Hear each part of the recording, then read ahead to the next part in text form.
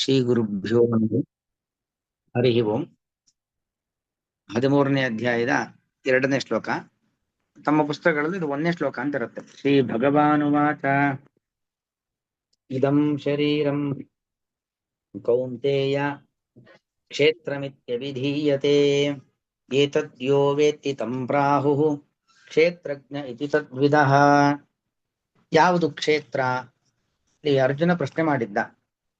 ಪ್ರಕೃತಿಂ ಪುರುಷಂ ಚೈವ ಕ್ಷೇತ್ರಂ ಕ್ಷೇತ್ರಜ್ಞಮೇವ ಚ ಏತದ್ ವೇದಿತುಮಿಚ್ಛಾಮಿ ಜ್ಞಾನಂ ಜ್ಞೇಯಂ ಚ ಕೇಶವ ಅಂತ. ನಾನು ಇದೆಲ್ಲವನ್ನು ತಿಳಿಬೇಕು ಹೇಳು ಕೃಷ್ಣ ಅಂತ ಅರ್ಜುನ ಪ್ರಶ್ನೆ ಬಿಟ್ಟು. 6 ಪ್ರಕೃತಿ, ಪುರುಷ, ಕ್ಷೇತ್ರ, ಕ್ಷೇತ್ರಜ್ಞ, ಜ್ಞಾನ ಮತ್ತು ಜ್ಞೇಯ, ಇದೆಲ್ಲವನ್ನು ತಿಳಿಬೇಕು ಅಂತ ಪ್ರಶ್ನೆ.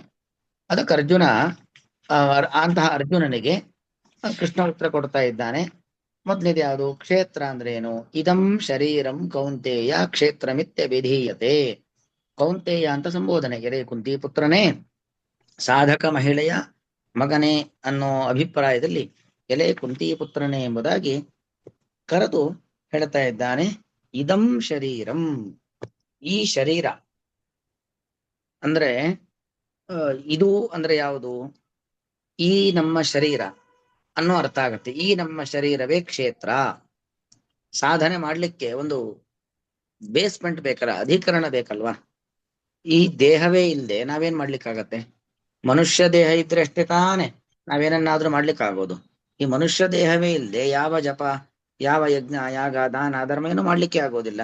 ಹಾಗಾಗಿ ಈ ನಮ್ಮ ಶರೀರ ಇದೆಯಲ್ಲ, ಸಾಧನೆಗೆ ಆಧಾರವಾಗಿರುವಂಥದ್ದು, ಅಧಿಕರಣವಾಗಿರುವಂಥದ್ದು, ಸಾಧನೆಗೆ ಸಹಕಾರಿಯಾಗಿರುವಂತ ಈ ನಮ್ಮ ಶರೀರವೇ ಮುಖ್ಯವಾಗಿ ಕ್ಷೇತ್ರ.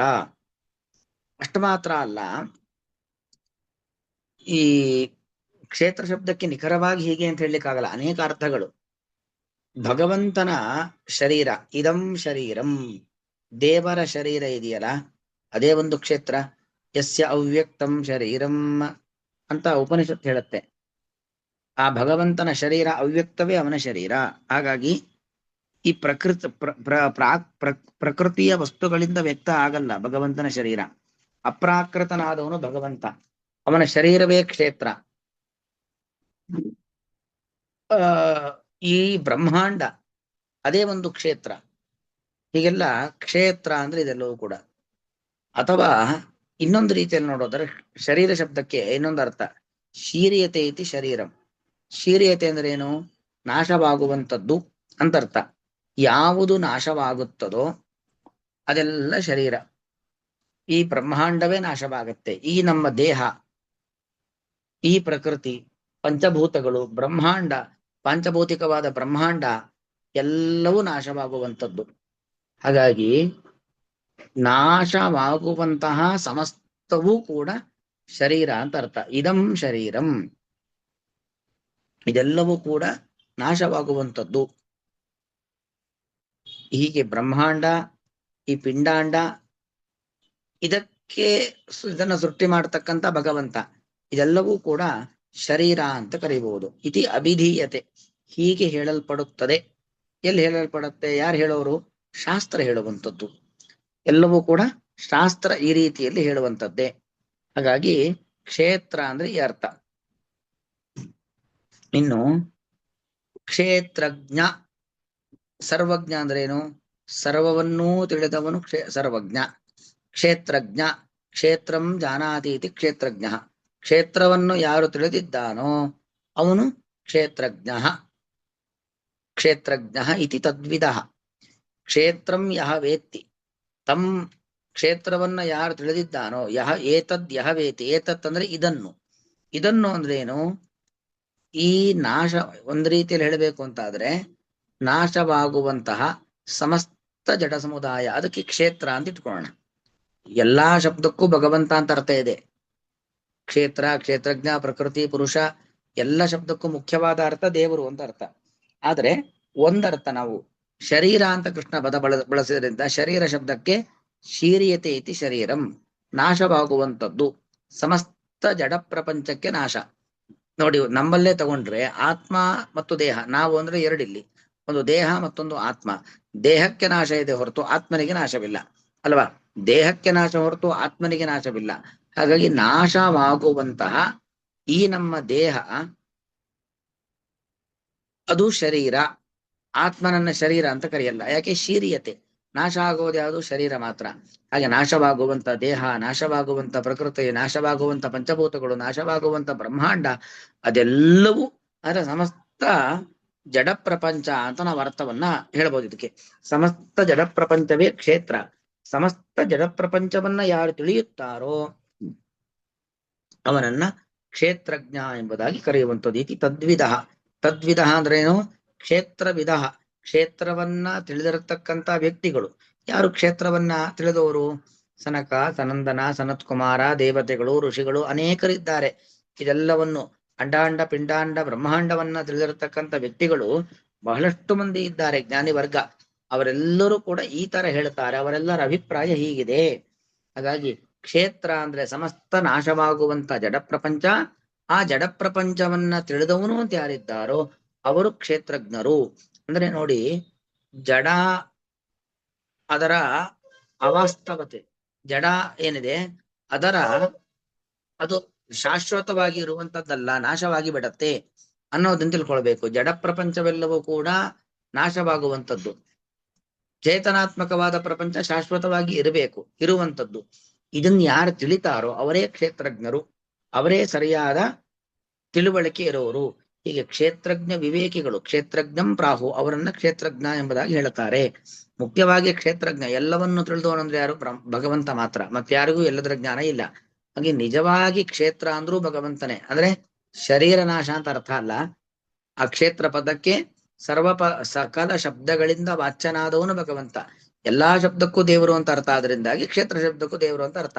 ಅರ್ಥವನ್ನು ನಾವು ಪಕ್ಕಕ್ಕಿಟ್ಟು ನೋಡುದು ಅಂತ ಆದ್ರೆ ಕ್ಷೇತ್ರ ಶರೀರ ಅಂದ್ರೆ ಶೀರ್ಯತೆ ಇತಿ ಶರೀರಂ, ನಾಶವಾಗುವಂಥದ್ದು ಯಾವಂಥದ್ದು ಯಾವ್ದಿದೆಯೋ ಅದೆಲ್ಲವೂ ಕೂಡ ಶರೀರ. ಅಂತಹ ಶರೀರವನ್ನ ತಿಳಿದವನು ಕ್ಷೇತ್ರಜ್ಞ. ಹೀಗೆ ನಾಶವಾಗುವಂತ ಬ್ರಹ್ಮಾಂಡ ಅದು ಕ್ಷೇತ್ರವಾದ್ರೆ ಆ ಬ್ರಹ್ಮಾಂಡದ ಅರಿವನ್ನ ಹೊಂದಿದವನು ಕ್ಷೇತ್ರಜ್ಞ ಅನ್ನೋದು ಇಷ್ಟಿರ್ಕಿನ ಸಂಕ್ಷೇಪ. ಇದು ತುಂಬಾ ವಿಸ್ತಾರವಾದ ವ್ಯಾಖ್ಯಾನ ಇರತಕ್ಕಂಥ ಶ್ಲೋಕಗಳು, ಬಹಳ ಪ್ರಮುಖವಾದ ಪ್ರಸಿದ್ಧವಾದ ಅಧ್ಯಾಯ. ಅಂದ್ರೆ ಏನು ಹಿಂದೆ 12 ಅಧ್ಯಾಯ, ಆ 12 ಅಧ್ಯಾಯಗಳನ್ನ ನಾವು 6 ಅಂತ ವಿಭಾಗ ಮಾಡಿದ್ರೆ 2 ಷಟ್ಕಗಳು. ಒಟ್ಟು ಭಗವದ್ಗೀತಾ ಅಂದ್ರೆ 3 ಷಟ್ಕ, 6ರ 3 ಗುಂಪು. 6ರ 2 ಗುಂಪು ಈಗಾಗಲೇ ಮುಗಿದು ಹೋಗಿದೆ. 6ರ 2 ಗುಂಪು ಮುಗಿದಿದಲ್ಲ, ಅದನ್ನ ವಿಶ್ಲೇಷಣೆ ಮಾಡುವಂತ ಅಧ್ಯಾಯ ಇದು.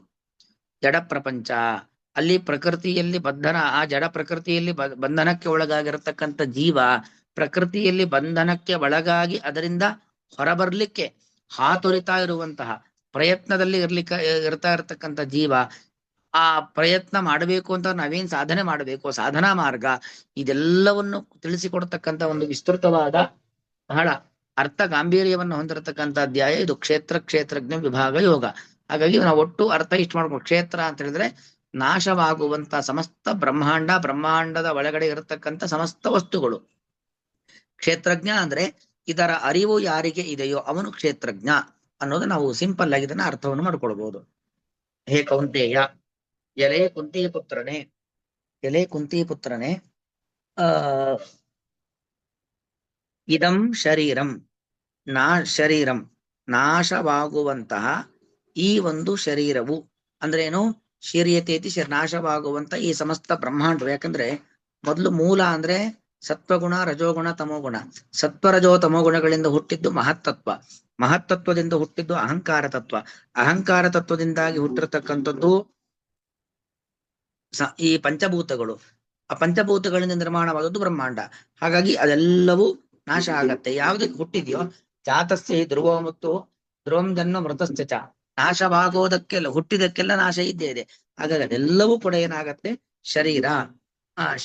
ಕ್ಷೇತ್ರಂ, ಅದಕ್ಕೆ ಕ್ಷೇತ್ರ ಎಂಬುದಾಗಿ ಅಭಿಧೀಯತೆ. ಅಭಿಧೀಯತೆ ಅಂದ್ರೆ ಹೇಳಲ್ಪಡುತ್ತದೆ. ಅಥವಾ ಇನ್ನೊಂದು ಅರ್ಥವನ್ನು ಕೂಡ ಹೇಳ್ತಾರೆ ಕ್ಷೇತ್ರ ಶಬ್ದಕ್ಕೆ, ಕ್ಷೀಯತೆ ಇತಿ ಶರೀರಂ ಅಂತ ಒಂದು ಅರ್ಥ ರಾಯರ ವ್ಯಾಖ್ಯಾನ ತೋರಿಸ್ತಾರೆ. ಕ್ಷೀಯತೆ ನೋಡಿ, ಇಡೀ ಬ್ರಹ್ಮಾಂಡ ಅಥವಾ ಈ ನಮ್ಮ ದೇಹ, ಅದಿವತ್ತು ನಾವು ಕೂತಿದ್ದೇವೆ, ಪಾಠ ಕೇಳ್ತಾ ಇದ್ದೇವೆ ಅಂದ್ರೆ ಅದಕ್ಕೆ ಕಾರಣ ದೇವರು ನಮ್ಮೊಳಗಿದ್ದಾನೆ. ದೇವರು ಇಲ್ಲದೆ ಹೋದ್ರೆ ಈ ದೇಹ ಇರೋದೇ ಇಲ್ಲ, ಬಿದ್ದೋಗ್ಬಿಡತ್ತೆ. ದೇವರಿಲ್ಲ ಅಂದ್ರೆ ಪ್ರಾಣ ದೇವರಿರಲ್ಲ. ದೇವರು ಪುರಾಣ ದೇವರು ಇಲ್ಲ ಅಂದ್ರೆ ತತ್ವಾಭಿಮಾನಿ ದೇವತೆಗಳವರಿಲ್ಲ. ಆಚೆ ತತ್ವಾಭಿಮಾನಿ ದೇವತೆಗಳಿಲ್ಲ, ಭಗವಂತ ಇಲ್ಲ, ಪ್ರಾಣ ದೇವರಿಲ್ಲ ಅಂದ್ರೆ ಈ ಶರೀರ ಬಿದ್ದು ಹೋಗತ್ತೆ. ಅಲ್ಲಿಗೆ ಯಾರು ಇರುವುದರಿಂದ ಇದೆಲ್ಲವೂ ಸಮಸ್ತ ಬ್ರಹ್ಮಾಂಡ ಅದರದರ ಕಕ್ಷೆಯಲ್ಲಿ ನಿಂತಿದೆಯೋ ಅದೆಲ್ಲವೂ ಕ್ಷೇತ್ರ. ಇದು ಒಂದು ಅರ್ಥವನ್ನು ರಾಯಿ ಬರೀತಾರೆ. ಭಗವದ್ ಆವಾಸ ಸ್ಥಾನತ್ವಾತು ಕ್ಷೀಯತೆ ಅಂದ್ರೆ ಸ್ಥೀಯತೆ ನಿಂತಿದೆ. ಅತ್ರ ಭಗವತ ಇತಿ ವ್ಯುತ್ಪತ್ಯ. ಈ ಅರ್ಥದಲ್ಲಿ ಭಗವಂತ ನಿಂತಿದ್ದರಿಂದ, ಭಗವಂತ ಒಳಗಿರುವುದರಿಂದ ಯಾವುದು ನಿಂತಿದೆಯೋ, ಯಾವುದು ಸ್ಥಿರವಾಗಿ ಇದೆಯೋ. ಉದಾಹರಣೆಗೆ ಸಮುದ್ರ ಮಥನ ಮಾಡುವ ಕಾಲದಲ್ಲಿ ಆ ಪರ್ವತ, ಆ ಕೆಳಗೆ ಕೂರ್ಮ, ಅದಕ್ಕೆ ಸುತ್ತಿರ್ತಕ್ಕಂತಹ ಸರ್ಪ, ಆ ಪರ್ವತ ಚಿಮ್ಮದಂತೆ ಮೇಲಿಡಿದವನು, ಅದೆಲ್ಲ ಯಾರು? ಭಗವಂತ ಅಲ್ವಾ? ಕೆಳಗಿದ್ದವನು ಕೂರ್ಮ ರೂಪದಿಂದ ಭಗವಂತ, ಪರ್ವತದ ಒಳಗಿದ್ದವನು ಭಗವಂತ, ಹಾವಿನಲ್ಲಿದ್ದವನು ಭಗವಂತ, ಬೆಟ್ಟ ಚಿಮ್ಮದಂತೆ ನೋಡ್ಕೊಂಡವನು ಭಗವಂತ. ಹೀಗೆ ಆ ದೇವರಷ್ಟು ಸುತ್ತಮುತ್ತ ಇದ್ದದ್ರಿಂದಾಗಿ ಆ ಪ್ರಕ್ರಿಯೆ ನಡೀತು. ಇಲ್ಲ ಅಂದ್ರೆ ಪ್ರಕ್ರಿಯೆ ನಡೀತಾನೆ ಇರಲಿಲ್ಲ. ಹಾಗಾಗಿ ಎಲ್ಲಾ ಪ್ರಕ್ರಿಯೆಗೆ ಮೂಲ ಕಾರಣನಾಗಿರ್ತಕ್ಕಂಥವನು ಭಗವಂತ. ಅವನಿದ್ರೆ ಮಾತ್ರ ಎಲ್ಲ ನಿಲ್ಲತ್ತೆ, ಇಲ್ಲಾಂದ್ರೆ ಯಾವುದೂ ನಿಲ್ಲೋದಿಲ್ಲ. ಹೀಗೆ ಸಕಲ ವಸ್ತುಗಳ, ಸಕಲ ಜಡ ವಸ್ತುಗಳ ಒಂದು ಇರುವಿಕೆಗೆ ಮುಖ್ಯ ಕಾರಣಕರ್ತನಾಗಿರ್ತಕ್ಕಂಥ ಭಗವಂತ ಅವನಿದ್ದದ್ರಿಂದ ಇದೆಲ್ಲ ಇದೆ. ಹಾಗಾಗಿ ಇದಕ್ಕೆ ಕ್ಷೇತ್ರ. ಈ ಬ್ರಹ್ಮಾಂಡಕ್ಕೆ, ಬ್ರಹ್ಮಾಂಡದ ಒಳಗಡೆ ಇರತಕ್ಕಂಥ ಜಡ ಪದಾರ್ಥಗಳಿಗೆ ಕ್ಷೇತ್ರ ಅಂತ ಹೆಸರು. ಹಾಗಾಗಿ ಇದೆಲ್ಲವೂ ಕೂಡ ಕ್ಷೇತ್ರ ಅಂತಲಿಗೆ ಒಂದರ್ಥದಲ್ಲಿ ಅವ್ಯಕ್ತ ತತ್ವ ಅಂತ ಹೇಳೋದು. ಪ್ರಕೃತಿ, ಪ್ರಾಕೃತ ವಸ್ತುಗಳೆಲ್ಲವೂ ಕೂಡ, ಪ್ರಕೃತಿಯಿಂದ ನಿರ್ಮಾಣವಾದದ್ದೆಲ್ಲವೂ ಕೂಡ ಕ್ಷೇತ್ರ ಅಂತ ಹೇಳಬಹುದು. ಅದನ್ನ ಯಾರು ತಿಳಿಯುತ್ತಾರೋ, ಇದಂ ಶರೀರಂ, ನಾಶವಾಗುವಂತಹ ಈ ಒಂದು ಅವ್ಯಕ್ತ ಬ್ರಹ್ಮಾಂಡವನ್ನು ಕ್ಷೇತ್ರಂ, ಕ್ಷೇತ್ರ ಎಂಬುದಾಗಿ ಅಭಿಧೀಯತೆ, ಹೇಳಲ್ಪಡುತ್ತದೆ. ಏತತ್, ಈ ಅವ್ಯಕ್ತವನ್ನು, ಈ ಪ್ರಕೃತಿಯಿಂದ ನಿರ್ಮಾಣವಾದ ಪ್ರಾಕೃತವಾದ ಬ್ರಹ್ಮಾಂಡವನ್ನು, ದೇಹಾದಿಗಳನ್ನು ಯಹ ವೇತ್ತಿ, ಯಾರು ತಿಳಿಯುತ್ತಾರೋ, ಯಾರು ತಿಳಿಯುತ್ತಾರೋ ಅವನು ಅವನನ್ನು ಕ್ಷೇತ್ರಜ್ಞ, ಕ್ಷೇತ್ರಜ್ಞ ಎಂಬುದಾಗಿ ತದ್ವಿಧ, ಈಗಾಗಲೇ ಕ್ಷೇತ್ರವನ್ನ ತಿಳಿದಿರತಕ್ಕಂತಹ ಜ್ಞಾನಿಗಳು ಹೇಳುತ್ತಾರೆ. ಪ್ರಾಹುಹು, ಪ್ರಾಹುಹು ಅಂದ್ರೆ ಹೇಳುತ್ತಾರೆ. ಅಲ್ಲಿಗೆ ಶರೀರ ಅಂತ ಹೇಳಿದ್ರೆ ಅದು ನಾಶವಾಗುವಂತಹ ಎಲ್ಲವೂ ಕೂಡ ಶರೀರ. ಅದನ್ನ ತಿಳಿದಿರತಕ್ಕಂಥವರು ಕ್ಷೇತ್ರಜ್ಞರು ಅನ್ನೋ ಒಂದು ಅರ್ಥವನ್ನು ನಾವು ಅದಕ್ಕೆ ಸಂಕ್ಷೇಪವಾಗಿ ನೋಡಬಹುದು. ಶ್ರೀ ಭಗವಾನುವಾಚ ಇದಂ ಶರೀರಂ ಕೌಂತೇಯ ಕ್ಷೇತ್ರಮಿತ್ಯವಿಧೀಯತೆ ಏತದ್ಯೋ ವೇತ್ತಿ ತಂ ಪ್ರಾಹುಃ ಕ್ಷೇತ್ರಜ್ಞ ಇತಿ ತದ್ವಿದಃ. ಶ್ರೀಕೃಷ್ಣಾರ್ಪಣಮಸ್ತು. ಆಚಾರ್ಯ ನಮಸ್ಕಾರ. ನಮಸ್ಕಾರ.